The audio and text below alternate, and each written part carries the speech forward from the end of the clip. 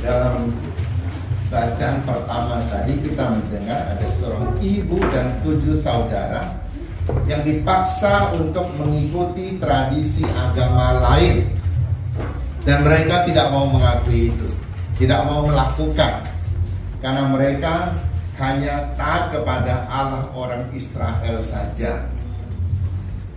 Ketika raja menantang mereka, mengancam mereka akan memotong kaki, tangan, dan sebagainya, jawaban mereka sangat mencengangkan raja, karena raja tidak pernah mendengar jawaban itu. Kaki, tangan, segala sesuatu diberikan oleh Tuhan. Kalau memang mau hilang, biar Tuhan menggantikannya. Kalaupun nyawa hilang, kami akan dibangkitkan. Raja belum pernah dengar itu dan tidak akan melakukannya. Banyak orang di dunia ini hidupnya menjadi galau, perasaan menjadi kacau ketika kehilangan sesuatu. Hanya orang yang memiliki yang akan kehilangan. Orang yang tidak pernah memiliki tidak akan kehilangan. Anak-anak pernah tidak? Siapa di sini pernah tidak kehilangan pensil? Ada yang pernah? Angkat tangan, boleh saya lihat? Oh, tidak pernah hilang ya? Baik, ada 2 ya. Hilang bisa karena lupa taruh di mana, ya? Karena kadang-kadang kita lupa. Ternyata bukan hanya orang tua yang gampang lupa, anak-anak juga kadang-kadang lupa. Bisa juga karena mungkin dipinjam oleh teman lupa mengembalikan, bisa saja. Dan kemungkinan lainnya karena memiliki. Kalau kita tidak memiliki, tidak pernah akan hilang. Tadi di awal misa saya sudah bilang bahwa suster, para pengurus, para perawat kita, mereka semakin hari semakin lemah karena mereka kehilangan kekuatan mereka diberikan kepada anak-anak. Sedangkan anak-anak semakin kuat. Jadi sebenarnya tidak ada yang hilang, karena kekuatan dari para pengurus itu tetap ada dalam diri anak-anak yang semakin kuat.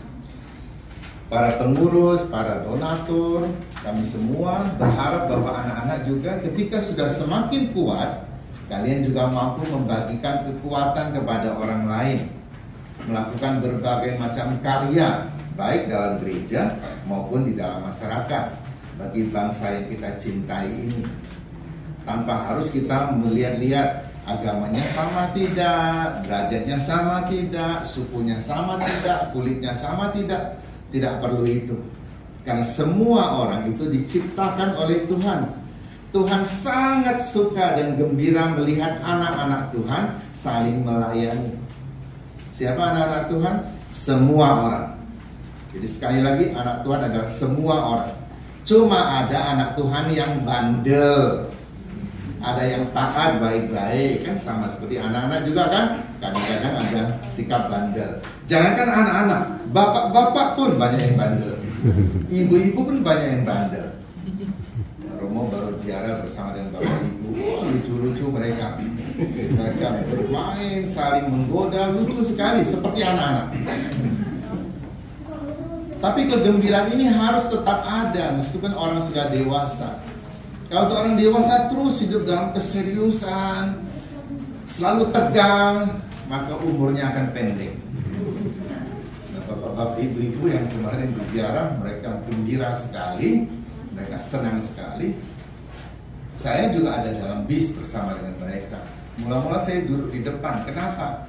Saya harus jaga suara saya. Kalau dari awal saya sudah hahaha bersama mereka di belakang, dalam 4 hari suara saya sudah hilang, sehingga tidak bisa melayani lagi. Karena itu saya duduk di depan diam-diam saja. Ketika ziarah sudah selesai, masuk dalam acara yang biasa, yang bukan ziarah lagi, baru saya pindah ke belakang, ikut hahaha bersama dengan bapak-bapak dan ibu. Ini berarti ketawa-ketawa. Jadi sikap anak-anak tetap harus ada dalam diri kita. Karena itu kita pernah kehilangan sesuatu. Tadi pagi saya berjumpa anak kecil, pertama kali berjumpa dengan anak itu. Dia bertanya, kamu botak kah?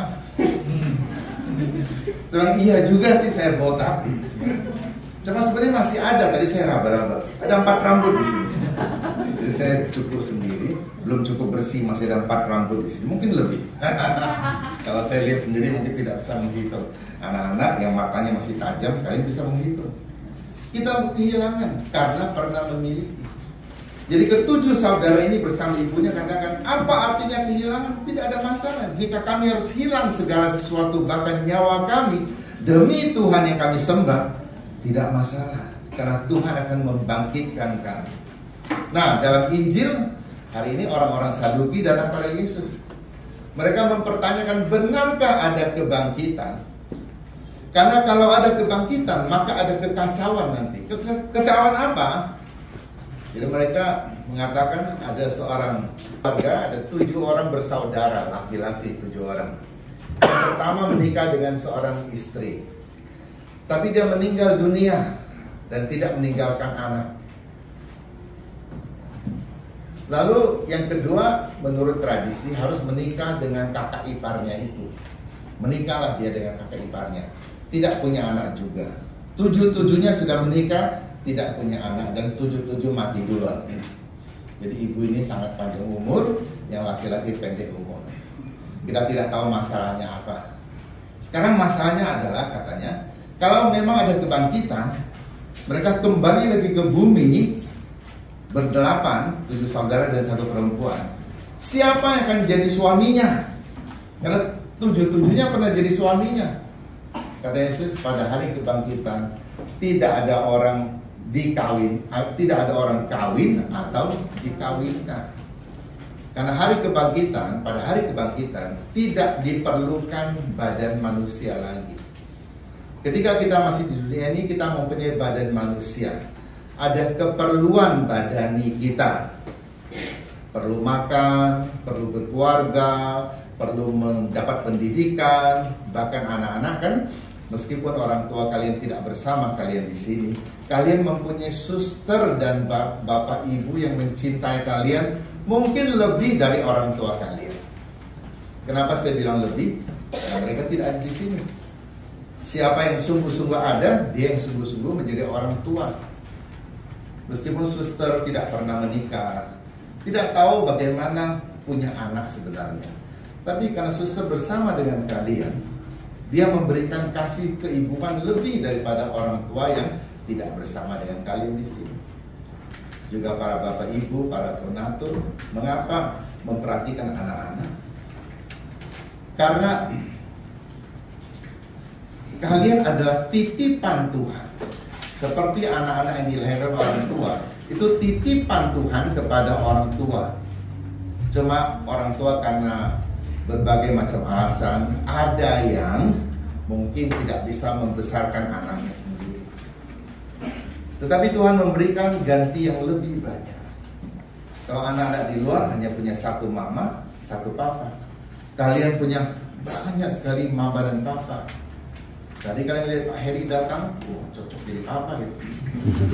Kalau kalian minta gendong, beliau kuat untuk menggendong. Kalian lihat Ibu Lydia, cocok untuk menjadi mama. Semua orang di sini memberikan cinta orang tua untuk anak-anak. Dan inilah rasanya seperti di surga. Tidak perlu menikah, tetapi mempunyai kesempatan untuk merawat anak-anak. Saya selalu katakan bahwa kalau kita bisa melayani orang, bukan karena kita hebat, karena kita diberi kesempatan.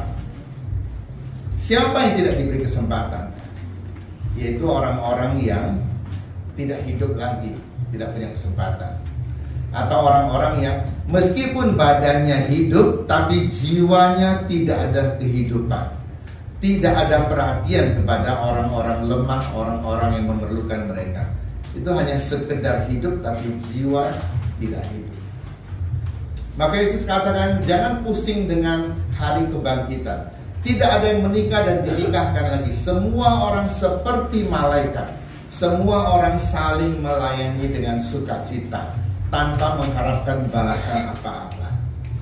Kalau selama hidup kita masih mengharapkan balasan orang, ketika orang mendapat pelayanan kita masih mengharapkan minimal dia bilang terima kasih. Adalah orang yang sudah melayani tapi orang tidak bilang terima kasih, dia bisa